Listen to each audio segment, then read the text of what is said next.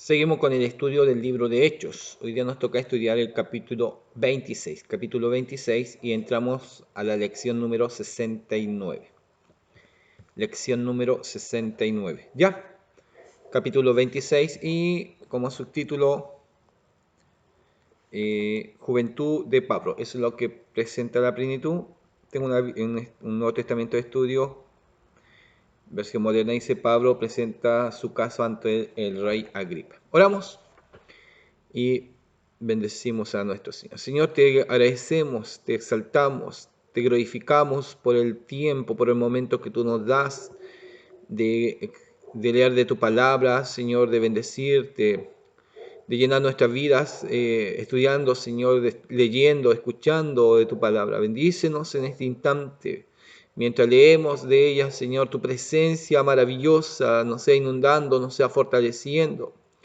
Quizás estamos en un momento crítico, en un momento complicado que necesitamos un auxilio, necesitamos esa ayuda tuya, Señor. Necesitamos esa mano tendida de misericordia, Señor. Pedimos que en este instante, Señor, tu bondad, Señor, tu amor sea respondiendo a nuestras necesidades.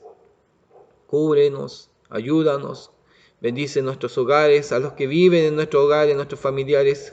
Bendíceles, Señor, guárdalos en tu bella misericordia. Y Padre Celestial, en este instante pedimos de tu rica bendición, de tu presencia, hablándonos a nuestras vidas. Te lo pedimos en el nombre de Jesús. Amén y amén. Bien, mis hermanos, y vamos a empezar entonces con el capítulo 26.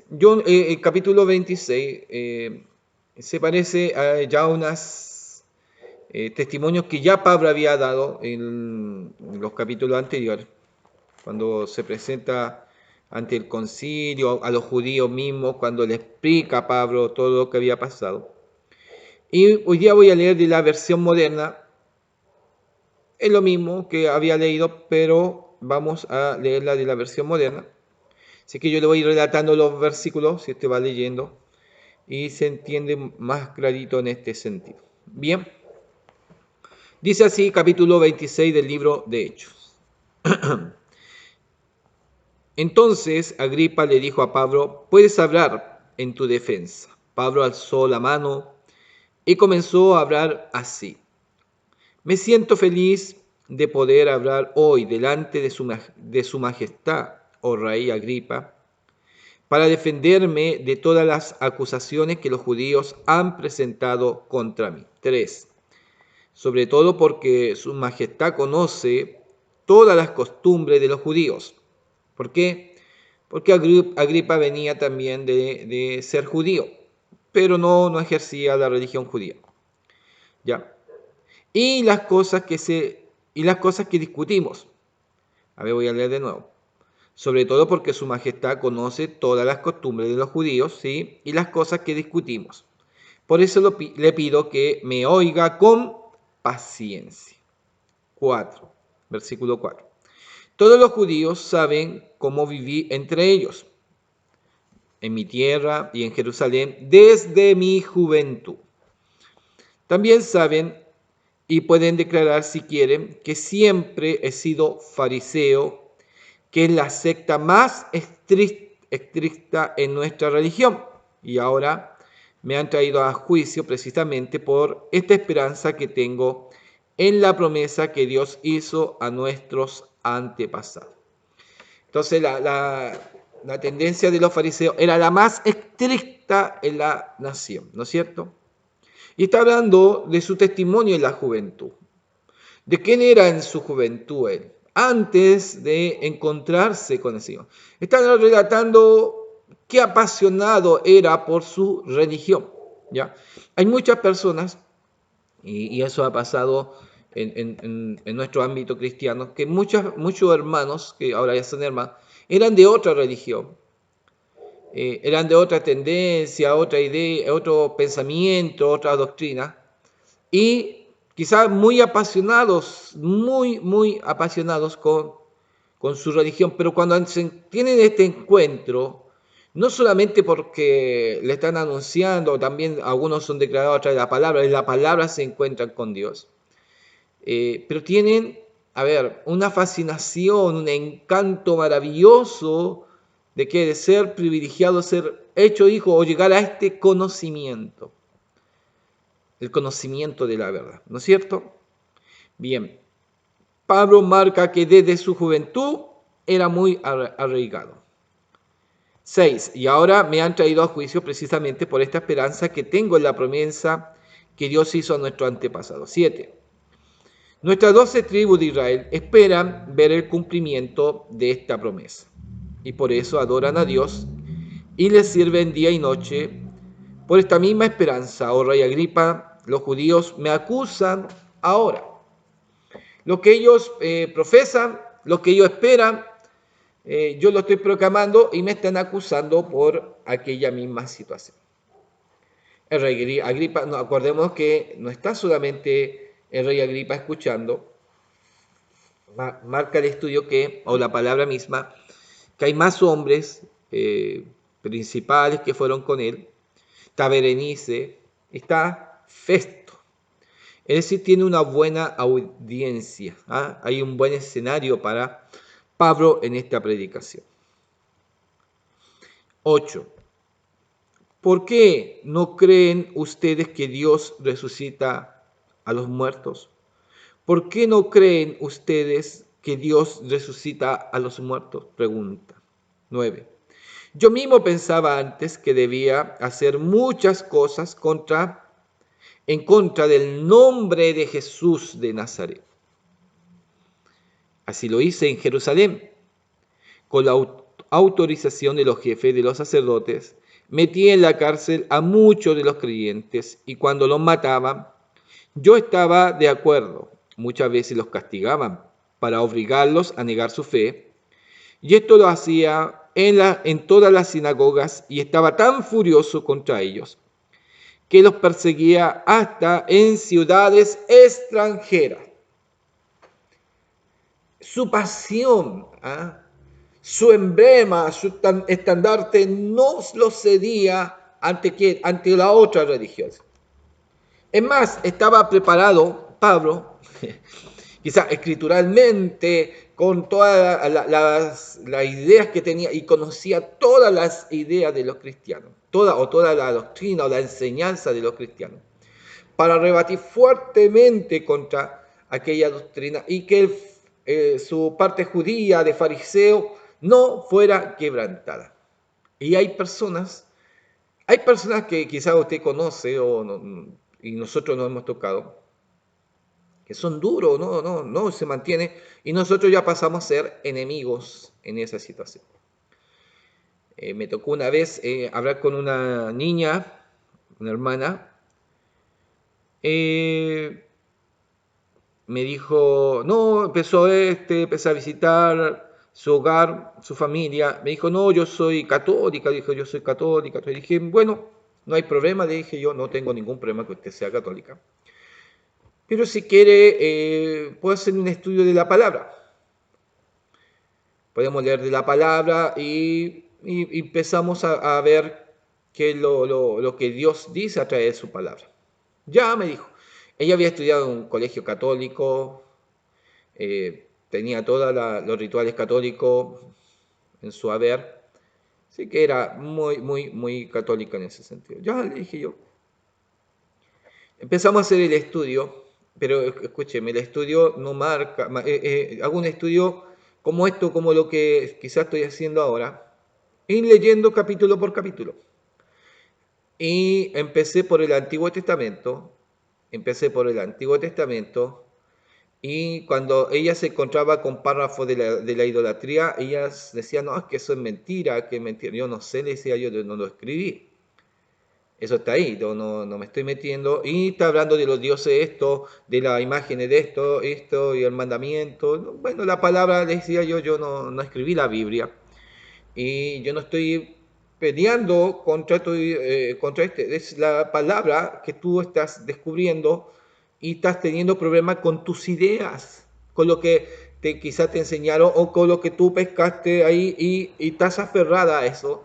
Pero cuando tú lees la Biblia te das cuenta que a veces hay errores, hay situaciones que son errores. Y ella tenía una situación muy complicada, y no quería leer la Biblia, y dejaba la Biblia ahí en la mesa de centro, y decía que no quería, estaba furiosa con la Biblia, hablaba que estaba furiosa con la Biblia.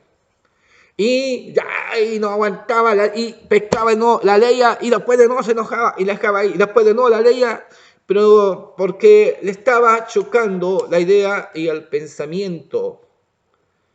Y llegaba y peleaba con la Biblia, peleaba con lo que decía la Biblia, a las ideas que ella tenía, a lo que tenía arraigado en su mente, a defender su religión.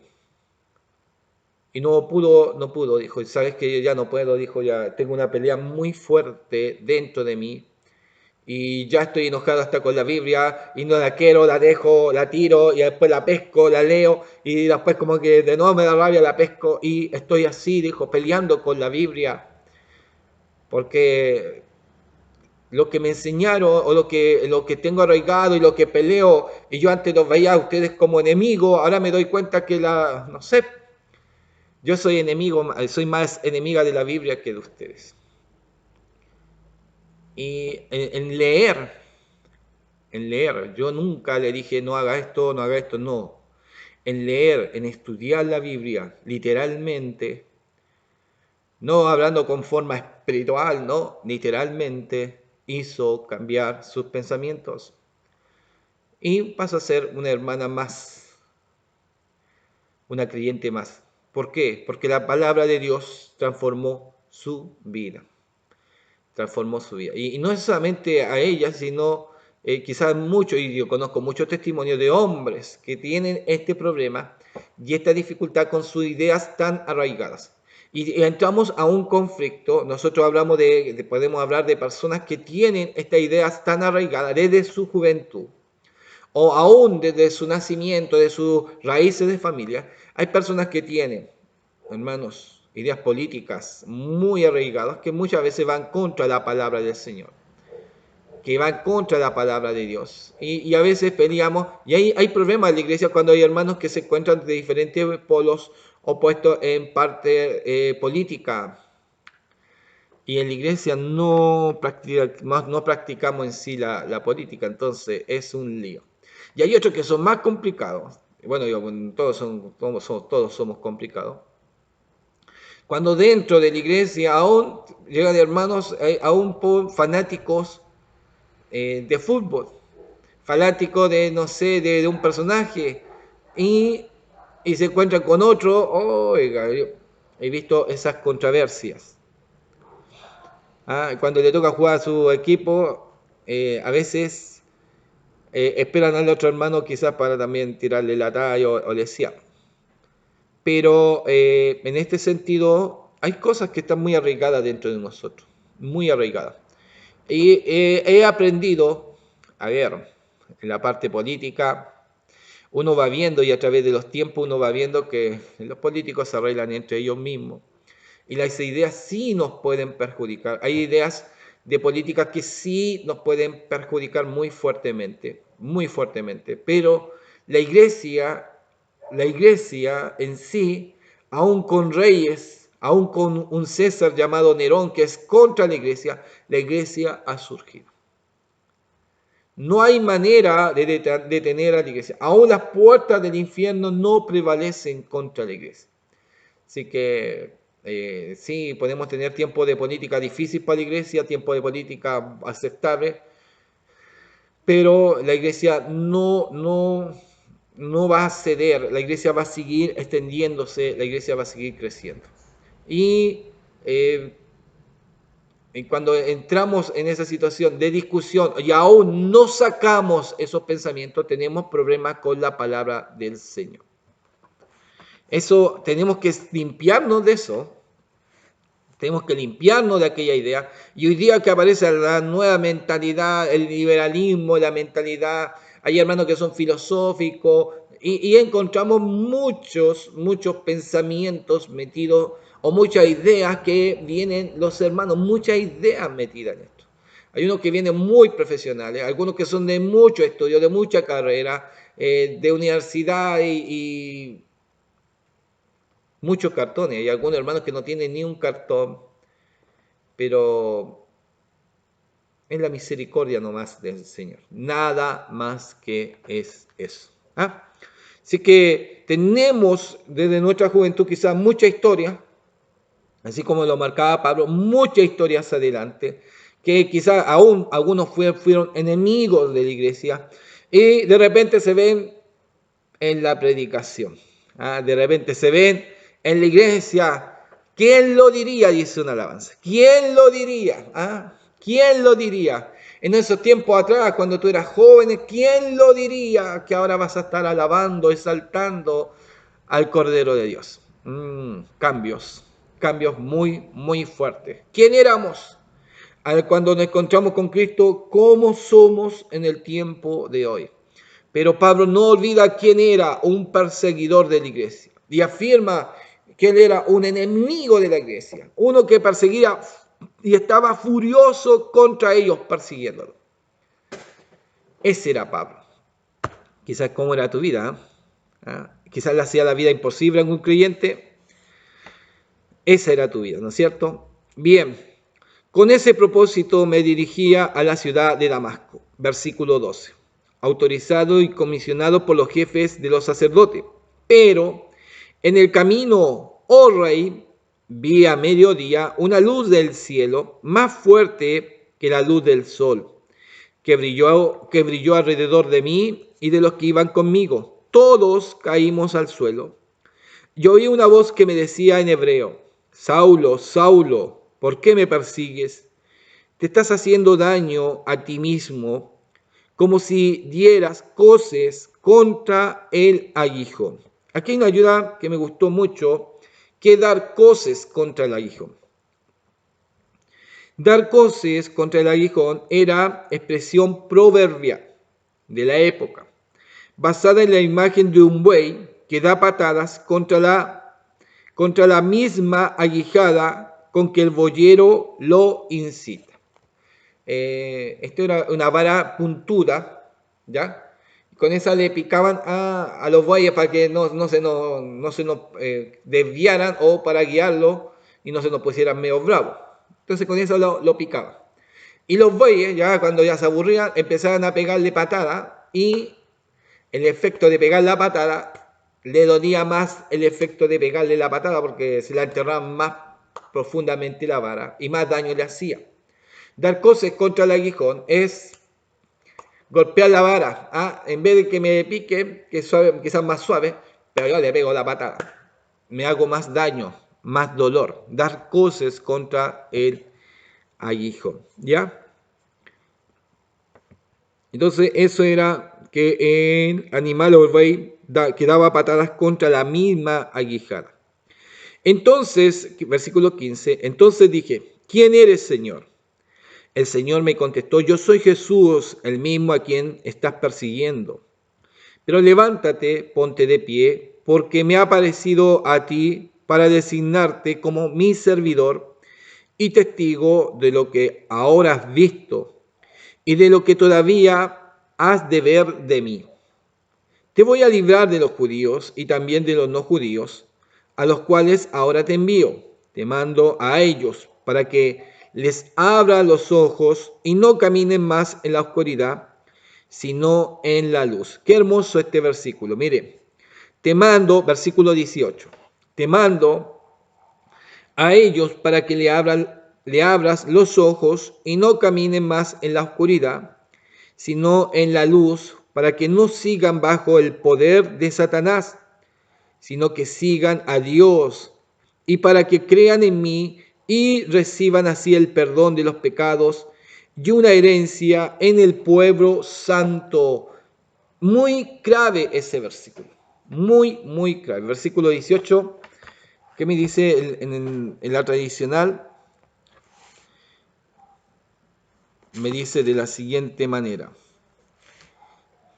para que abra sus ojos, para que se conviertan de las tinieblas a la luz y de la potestad de Satanás a Dios, para que reciban por la fe que es en mí perdón de pecados y herencia entre los santificados. Te mando a ellos para que le abran los ojos. Es el mandato. No vayas, por favor. Pablo, si tienes tiempo, anda. No, no, no, no. A ver, Dios toma a alguien, escúcheme esto, hermano. Dios toma a alguien y no le pide permiso. Y no le pregunta, ¿quieres ir? No, te voy a enviar a ti, Pablo. Por eso es Dios, Él manda. Y se hace, hágase tu voluntad. Y se hace la voluntad de Dios. Y Pablo, oiga, de ser un perseguidor en podemos decir, en medio segundo, no, 1 minuto, 2, 5 minutos, cambió.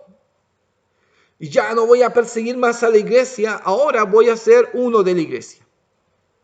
Y ahora voy a tener que abrirle los ojos, porque yo también estaba cegado, yo era un apasionado, yo era un furioso contra estos cristianos. Ahora voy a amar a estos cristianos. ¡Wow! Ni los mismos cristianos le creían. Te mando a ellos para que le abra los ojos y no caminen más en oscuridad. Ese es tu mandato. Ese es el sentido de la predicación. Ese es el sentido de que vayas a ellos. Ese es el sentido que usted debe de tener, yo debo de tener, de predicarle a los demás. Que no vivan más en la oscuridad, en la mentira del diablo. Porque el diablo es padre de mentira y dice Apocalipsis que él engaña al mundo entero. El mundo necesita de la verdad. El mundo necesita de hombres y de mujeres que no hagan su voluntad, sino que hagan la voluntad de Dios. Y hacer la voluntad de Dios es que Dios requiere de nuestro tiempo. No es que no tengo tiempo, que tengo que hacer la comida, que tengo que hacer el aseo. Dios requiere de tu tiempo. No, es que tengo que cuidar a mis hijos. Oiga, mire, es que es tan increíble cómo le alegamos a Dios. Señor, es que no tengo tiempo, es que estoy trabajando, es que ahora tengo hijos, tengo que criarlos, es que estoy embarazada y que no tengo tiempo porque estoy delicada, ahora no puedo mover, Señor, o es que estoy enferma, o Señor, que tengo que hacer la comida, que tengo que hacer el aseo, que no tengo tiempo, nunca tenemos tiempo. Y si seguimos así con esa excusa, hermanos, vamos a llegar a la vejez y tampoco vamos a tener tiempo porque no tenemos fuerza, porque estoy enfermo, porque me llegan las enfermedades de los años. Y sabe, pasamos excusándonos. ¿Cuándo será el tiempo? Me encontré con un hombre, me dijo, yo le dije, capaz que Dios lo llame al ministerio. Tenía 58 años. Me dijo, no, dijo, ya estoy viejito. ¿Cómo ahora el Señor me ha llamado a los 58 años? Le dije, es Dios. Dios es Dios, llamó a uno de 80, no tuvo problema. Es Dios, no tiene problema con llamar. Lo que quiere es que nos dispongamos, nada más. Lo que quiere es que nos dispongamos, que digamos, sí Señor, yo, heme aquí. Y a escuchar esa alabanza, heme aquí, yo iré, Señor. Yo la canté cuando joven. Heme aquí, envíame a mí, que dispuesto estoy. Y yo la canté, oh Señor, envíame. Y fui una vez a visitar San Bernardo, Los Morros, una población que fui a ver unos amigos cristianos que tenía. Y yo dije, oh, el basural en la calle, la delincuencia. Gente, yo dije, aquí nunca me vendría a vivir. No, yo aquí no me acercaría nunca más. Allá el Señor me mandó, allá me salió de la casa. Y allá se levantó la iglesia. Y me di cuenta que para mí, ellos malos, esa aprobación terrible, para Dios son personas necesitadas de su palabra. ¡Wow! ¡Qué cambio, hermano! Envíame a mí, que dispuesto estoy. Tenga cuidado. Ya me pasó.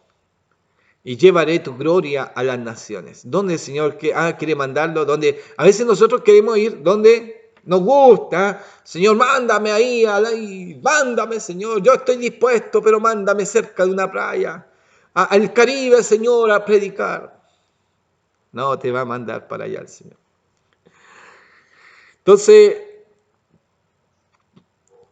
para que no caminen más en la oscuridad, sino en la luz, para que no sigan bajo el poder de Satanás, salgan de las tinieblas a la luz admirable que es Cristo, y no estén bajo más el dominio de Satanás, más bajo el poder de Satanás, sino que sigan a Dios. Esa es nuestra labor, que sigan a Dios y que a veces esas mentalidades sean rotas.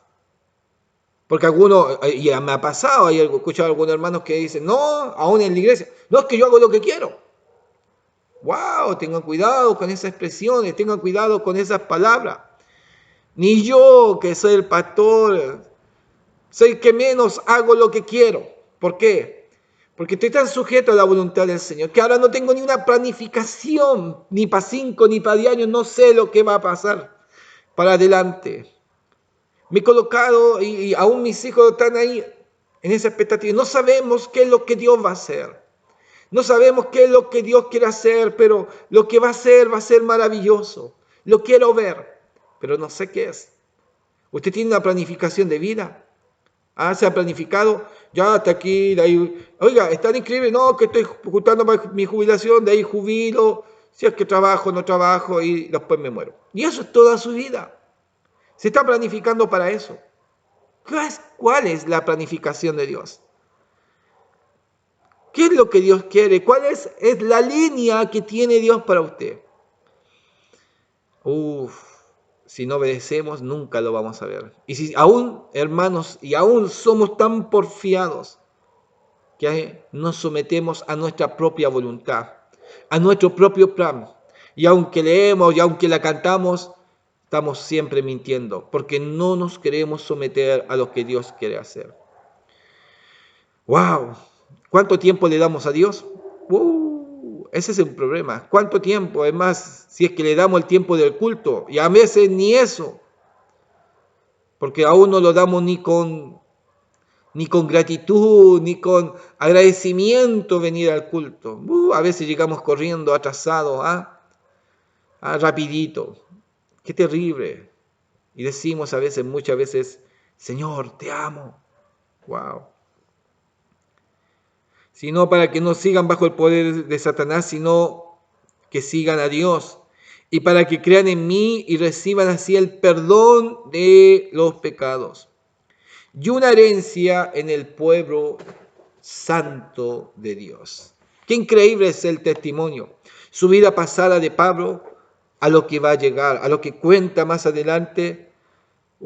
Es maravilloso, es especial. El Señor le bendiga. Quizás cómo es su testimonio, qué es lo que ha pasado a usted. Puede ser muy sorprendente, puede ser muy especial. Es nuestra historia. Yo, gracias al Señor, he nacido en la iglesia. He nacido en cuna de oro, como se marca en ese sentido. No he estado en el mundo, conozco el mundo, lo sé, lo veo.